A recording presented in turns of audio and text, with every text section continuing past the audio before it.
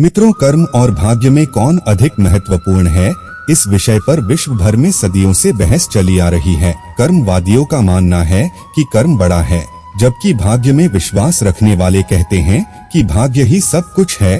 भाग्य बड़ा है या कर्म, इसी विषय पर आज हम सम्यक चिंतन करने वाले हैं।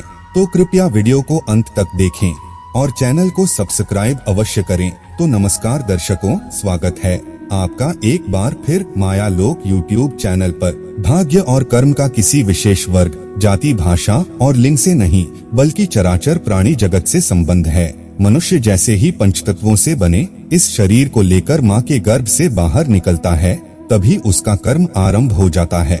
यह कार्य तब तक चलता रहता है जब तक इस धरती पर वह अंतिम श्वास लेता है। इसलिए मानव जीवन को कर्मक्षेत्र कहा जाता है। भाग्य और कर्म के इस अनूठे संबंध को समझने के लिए इस कथा को ध्यान पूर्वक सुने।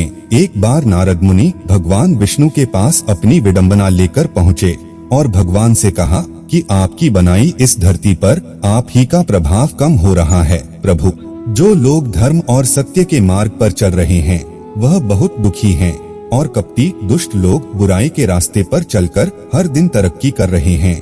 यह बात सुनकर भगवान विष्णु मंद मंद मुस्कुराने लगे और बोले कि जो हो रहा है वह सब नियति है। नारद जी को फिर भी संतुष्टि नहीं हुई और कहने लगे कि मैं पृथ्वी पर वर्तमान स्थिति देख कर आया हूँ। भगवान बोले, अच्छा ठीक है, कोई ऐसी घटना बताओ जिससे तुम्हारी बात सिद्ध होती हो। तभी नारद मुनि ने उत्तर दिया, अभी मैं जंगल से आ रहा हूँ। वहाँ एक गाय दलदल में फंस गई थी, परंतु उसे बचाने वाला कोई भी ना था। तभी एक चोर वहाँ से गुजरा और गाय को फंसा देखकर उसको सहारा बनाकर दलदल पार कर निकल गया। आगे जाकर उस चोर को सोने के सिक्कों से भरा एक थैला मिल गया, जबकि गाय को बचाने वाले साधु ने वृद्ध होकर भी अपनी जान पर खेलकर उसे बचाया, परंतु आगे जाकर वह एक कुएं में गिर गया। अब बताइए, यह कौन सा न्याय है? भगवान विष्णु ने नारद जी की पूरी बात सुनने के बाद उन्हें बताया कि हे नारद, यह सब ठीक ही हुआ। नारद ने कहा, कैसे भगवान?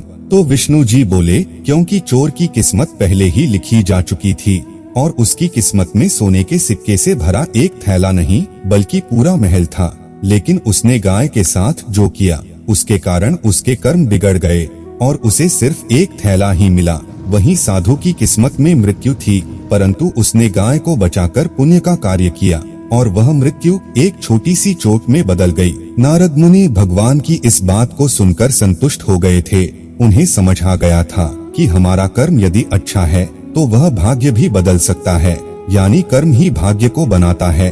तुलसीदास जी ने श्री रामचरितमानस में कर्म की ही प्रधानता बताई है। कर्म प्रधान विश्व करी राखा, अर्थात युग तो कर्म का ही है, प्रधानता तो कर्म की ही है। कर्म किए बिना कुछ भी संभव नहीं है। हम सबके जीवन में कई बार ऐसा भी होता है कि जब हमने कर्म अच्छा किया हो और उसका परिणाम या फल वैसा न मिला हो, कर्म के अनुकूल फल न मिलने और अधिक या कम मिलने पर हम भाग्य को कोसते हैं। इसीलिए कर्म, फल और भाग्य ऐसे विषय हैं जिनके बारे में जानने के लिए हर व्यक्ति सदा उत्सुक रहता है। भारतीय चिंतन कर्म को प्रधान मानता है। गीता में कृष्ण समझाते हैं कि तेरा अधिकार कर्म करना है, फल पर तेरा अधिकार नहीं है। परंतु मनुष्य अपने कर्म के आधार पर ऊंच नीच, श्रेष्ठ निकृष्ट और अच्छे बुरे मनुष्य की कोटि में जाना चाहता है। यदि वह फल की चिंता न करे तो उसे भाग्य पर आश्रित रहना होगा, और केवल भाग्य पर आश्रित रहने से समय और श्रम दोनों ही व्यर्थ होते हैं। इसलिए कर्म करें और फल की चिंता न करें। आज की हमारी वीडियो में बस इतना ही। कृपया वीडियो को लाइक करें, कमेंट करें और चैनल को सब्सक्राइब अवश्य करें। वीडियो को अंत तक देखने के लिए आपका बहुत बहुत शुक्रिया।